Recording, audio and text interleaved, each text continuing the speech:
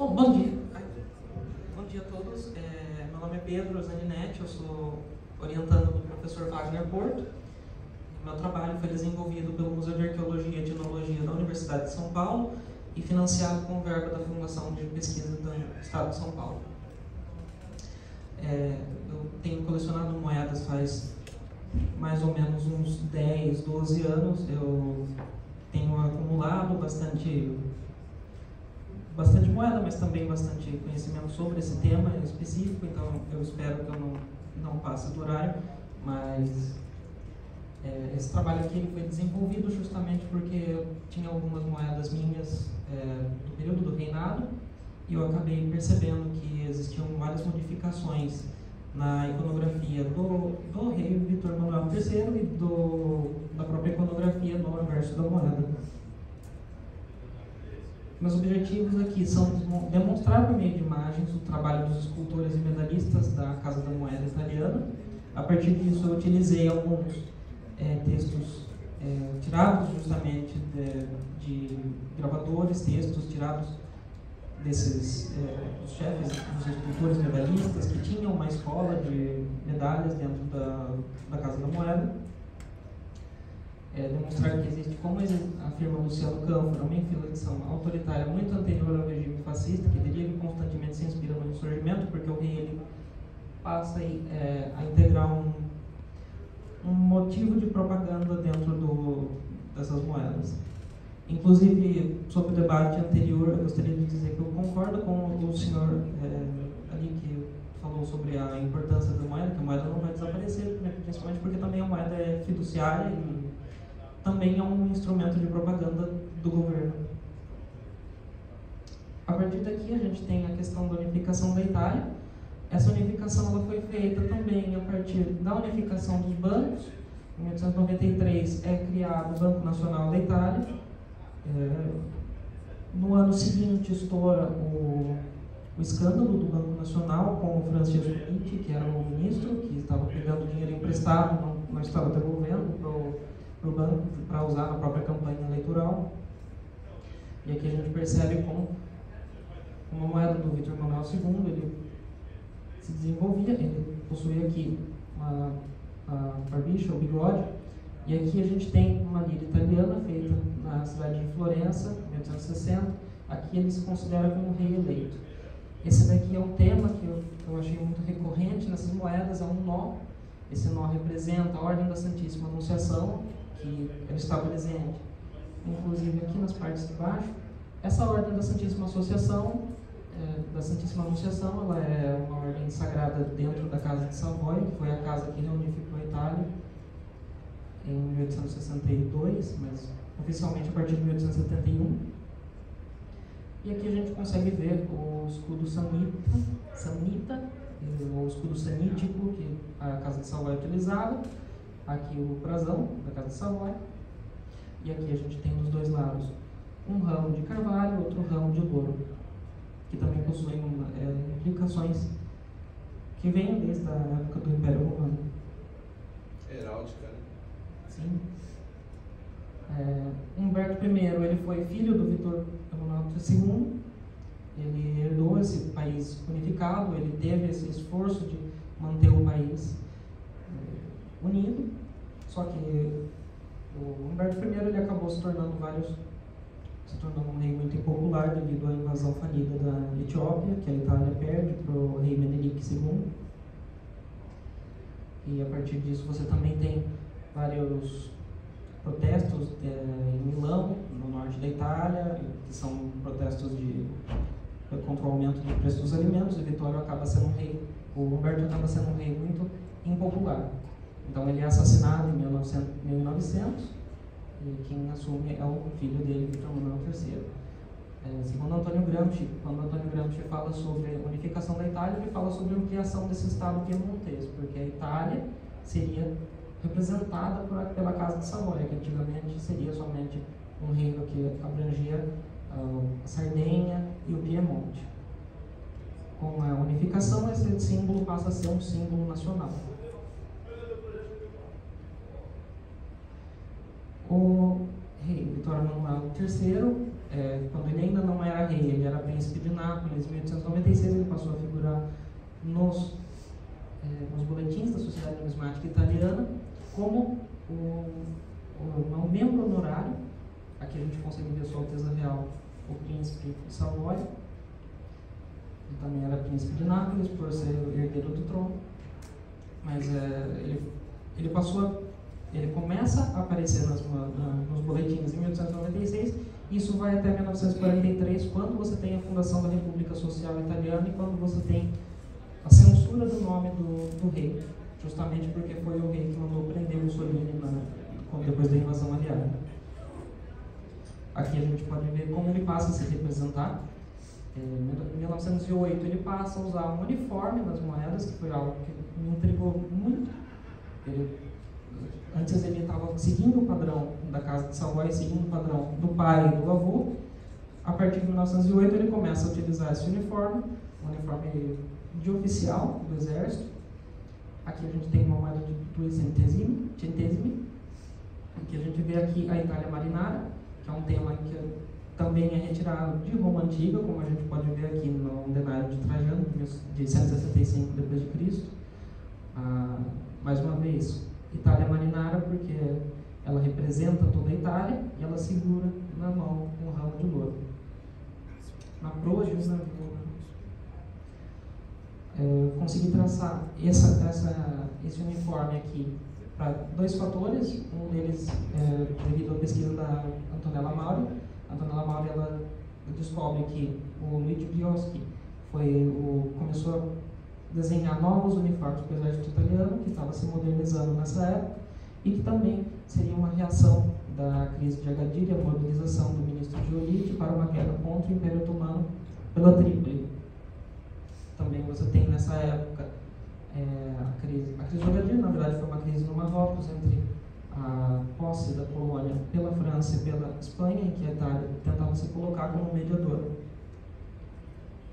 Aqui a gente consegue ver uma moeda de 50 lira, de 1912. Essas moedas eram conhecidas como Itália Latrite. Ela mostra uma figura feminina, alegoria à nação italiana, com um arado e um ramo de trigo. A alegoria também possui um duplo significado, porque ela é inspirada na rainha Helena de Montenegro, como dá para a gente perceber pelo nariz e pelo penteado do cabelo. A rainha aqui, então, seria uma representação de duplo sentido, porque tanto a fertilidade da nação em relação à abundância, quanto a fertilidade da rainha em relação à continuidade do reino e à continuidade do sistema monárquico. Aqui a gente tem um caso muito famoso também, que é o caso do plágio do Attilio Motti. Attilio Motti ele começa a trabalhar na Casa da Moeda Italiana a partir de 1908, por aí, e ele se torna, então, o medalhista-chefe, e ele vai trabalhar e fazer essa espiga de trigo aqui em 1918. Essa espiga de trigo aqui, como foi mostrado em vários artigos da crônica numismática italiana do Roberto Ganganelli, dá pra gente ver que foi um plágio, ou pelo menos fortemente inspirado por uma estela de ardósia, esculpida com cera, feito por Benedetto Pistrucci. Benedetto Pistrucci foi o escultor que realizou o soberano, a moeda soberana da Inglaterra. Aqui a gente tem uma moeda de metaponto que inspirou o Benedetto Pistrucci, que inspirou, por sua vez, o Attilio Motti. Nessas moedas de metaponto, a professora Maria Beatriz Borba Florenzano, ela fala sobre a presença dessas espigas na colônia de metaponto, porque também era uma colônia da Magna Grécia. Então você tem de novo esse tema da fertilidade, mas era uma colônia da Magna Grécia no meio da Itália, mais ou menos perto de Roma, mas em Nápoles. Aqui a gente tem a primeira inflexão mais séria, em que a gente tem a partir de 1922, existia um concurso feito pela Casa da Moeda para selecionar um novo design. Com a marcha sobre Roma, você tem a tomada desse processo pelo regime fascista. Então aqui a gente tem o que o Publio Morbiducci e o Attilio Motti fizeram para uma moeda de 2 liras. Em 1923 a iconografia já muda imediatamente. Aqui a gente tem um fácil litório com o machado para fora, que era algo também debatido em círculos arqueológicos. Essa moeda foi muito criticada na época, inclusive pela Margherita Sarfatti, que era amante do Mussolini, no jornal Corriere della Sera. Aqui a gente tem o rei, de novo, uniformizado. Dessa vez ele tem um uniforme com a tira-colo aqui, geralmente para guardar o coldre ou a espada. Aqui a gente tem a relação do fascismo com a Primeira Guerra. Essas duas moedas estão organizadas por data de início e data de fim. Aqui a gente tem uma moeda comemorativa do início da Primeira Guerra, aqui a gente tem uma moeda comemorativa do fim da Primeira Guerra. Essa moeda de 100 lira, a gente tem ela feita em 1925, comemorativa de 10 anos. É a moeda do Fante Vitorioso, em que você tem um homem musculoso e ele está nu, como nos temas clássicos da escultura. Ele segura na mão direita uma vitória alada, e com a mão esquerda ele segura uma bandeira da Itália. Ele está num pico chamado Vetta d'Italia, que é o pico mais alto do país, e esse pico justamente ele está na parte mais ao norte, que olhando para a Áustria. Então o que você tem aqui é um Fante que está justamente marchando em direção à Áustria, ele está mostrando a bandeira da Itália e ele segura na sua mão a vitória. Aqui a gente tem o rei, que também era comemorativo do próprio reino dele, né? Ele completou 25 anos de reino. Aqui a gente tem um ramo de carvalho, e esse ramo de carvalho ele é ajuntado por uma coroa, que é a coroa de ferro utilizada por Carlos Magno na fundação do Sacro Império Romano Germânico. E acima de tudo isso, o busto do rei, que também se representa aí como herdeiro de uma tradição do Sacro Império Romano Germânico. Aqui a gente tem a comemoração do fim da guerra em 1928. Dá para ver aqui que tem uma inscrição no meio, dentro do machado. Essa inscrição diz que é melhor viver um dia como leão do que 100 anos como carneiro. Justamente essa inscrição foi encontrada pichada dentro de uma casa no Piave. O Piave foi uma batalha extremamente importante, extremamente sangrenta da invasão da Itália com a Áustria, justamente para tentar recuperar territórios que a Itália ainda falava que eram dela, mesmo depois da unificação. Você tem também, com a Primeira Guerra, um sentimento de vitória, porque eles efetivamente ganharam a guerra, porém você tem um sentimento de vergonha dentro dos documentos oficiais, em que você tem esse sentimento de traição, porque não foi entregue à Itália as ilhas do Dodecaneso e a parte da Albânia que a Itália havia requisitado. Aqui a gente tem uma montagem que eu fiz com os bustos nas moedas de 5 lira, em 1900, em 1903, em 1908, em 1926 e em 1938. Como a gente pode ver aqui, você tem um alongamento do tórax, do pescoço até o tórax, até o início do tórax. O rei ele se apresenta como mais magro, o bigode dele reduz, o cabelo dele também reduz, e você tem essa questão do estilo quase de um imperador romano. Justamente porque também essas moedas foram feitas a partir da segunda invasão da Itália à Etiópia, e nessa segunda invasão você tem a fundação do Império Italiano. A professora Maria Cacamo Caltabiano, ela associa esse último estilo ao imperador Galba, justamente porque o Galba ele foi um recuperador de vários estilos da República Romana, e também foi um imperador muito breve, então por isso que eu não concordo com a teoria dela de que é um estilo especificamente de Galba, mas é um estilo do verismo, que seria essa recuperação artística da República Romana. Principalmente porque também é o mesmo processo que aconteceu com o Fácio Litório. Você tem um objeto que aparece na República Romana, primeiro como segurado pelos litores, justamente para guardar os magistrados. No Império Romano, esse objeto se torna um símbolo, e daí depois ele é recuperado pela Revolução Francesa, recuperado mais uma vez em 1848 pela República Romana e depois recuperado mais uma vez pelo fascismo, em 1919, com a fundação dos Fasci di Combattimento. Aqui a gente tem a moeda da República Romana, justamente porque eu não consegui encontrar em nenhuma moeda do Império ou da República Romana que tivesse uma águia empoleirada sobre um fácil vitório. Esse tema só existe nas moedas da República Romana de 1849, com a revolta dos camisas vermelhas do Garibaldi. Justamente por isso você tem essa associação do fascismo não como Roma antiga, ou menos como uma Roma antiga, que nem é dito popularmente pelas pessoas, dito na escola, etc.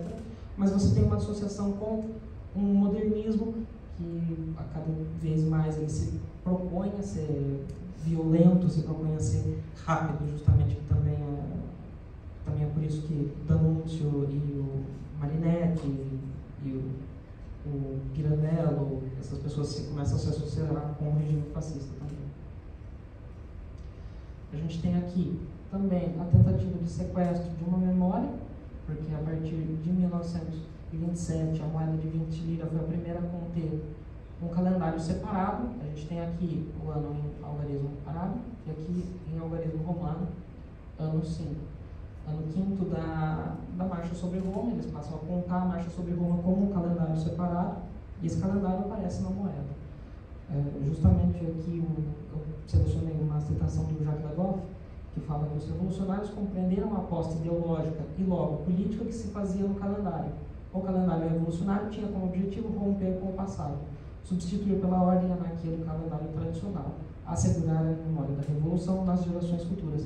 Aqui ele está falando especificamente da Revolução Francesa, só que é um processo que pode ser dito justamente sobre o calendário fascista, porque também você tem essa tentativa de sequestro da memória, de criação de uma nova contagem de tempo, e o tempo ele é o tempo, a história, são processos extremamente necessários para qualquer Estado tentando uma legitimação própria. De novo, a gente tem aqui um leitor, mais uma vez, um homem musculoso nu, ele está aqui como nos estilos gregos, greco-romanos, ele segura um fácil litório aqui e ele faz uma saudação romana à Itália. A Itália que está sentada, ela tem um escudo, ela está segurando um escudo com a mão esquerda, ela segura um cetro, um caduceu, que é o símbolo da medicina, com a mão direita, e ela está recebendo essa saudação, do mesmo modo em que a Itália deveria ter recebido essa saudação da revolução dos fascistas. A última moeda do rei é um assunto polêmico, justamente porque não se sabe exatamente quantas foram feitas, mas a questão é que Alberto Santamaria ele fala que existiu nessas moedas, elas foram transferidas depois da invasão aliada à Itália. Com a invasão, o rei Vítor Manuel III manda seus generais prenderem Mussolini. Mussolini é preso, mas ele é resgatado por agentes alemães. Esses agentes alemães levam ele para a República de Salò. E em Salò ele reorganiza o Estado fascista na República Social Italiana. Essa República Social Italiana ela não cunhou moedas propriamente ditas, mas existem cédulas que foram feitas nesse período em Milão, porque também foram trazidas de Roma por soldados alemães, foram trazidas para Milão e para o Vale de Aosta para serem cunhadas lá. Existiram projetos, cunhos dessa moeda aqui com a letra de cunho A, porque foi feita no Vale da Aosta, porém essas moedas nunca acabaram sendo concretizadas. Essa moeda aqui, se imagina essa moeda aqui como sendo parte dessas moedas transferidas para o norte da Itália, porém você consegue perceber isso porque elas não são de bronze e alumínio, elas são feitas com aquimonital. Aquimonital se chama aço monetário italiano, você tem algumas dessas moedas sendo produzidas no fim do reino do Vítor Manuel III, mas também no começo da República. Aqui o Santamaria, que enviou uma carta para o diretor da Casa da Moeda, Pasquale Carbone. O Pasquale Carbone ele afirma que de fato essas moedas foram experimentos E existiam punhos com a letra A de Aosta em vez de L, porém esses punhos foram destruídos e provavelmente reciclados no retorno da Casa da Moeda para Roma. Eu consegui identificar algumas empresas que inclusive produziam aço para essas moedas, porém essas empresas não retornaram meus meios, mas você tem todo esse processo bem documentado. Tem relatos de quantas moedas dessas?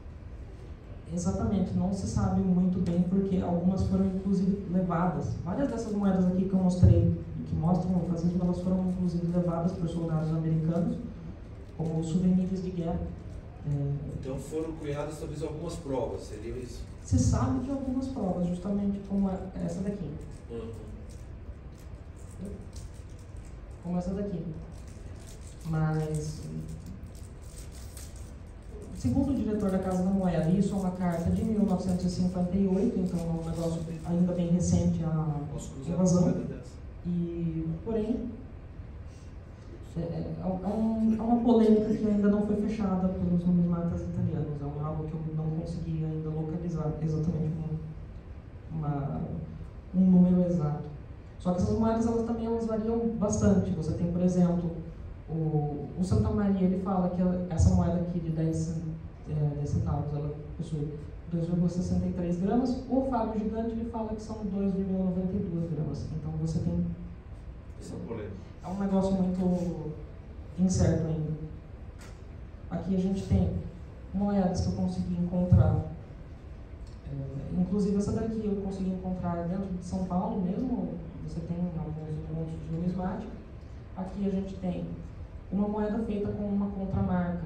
É uma moeda da República Italiana de 1973, porém ela foi carimbada com o rosto do Mussolini, e é o rosto do Mussolini utilizando o capacete de infantaria do exército italiano, como se ele fosse o primeiro combatente, uma espécie de renovação desse mito do Duce soldado.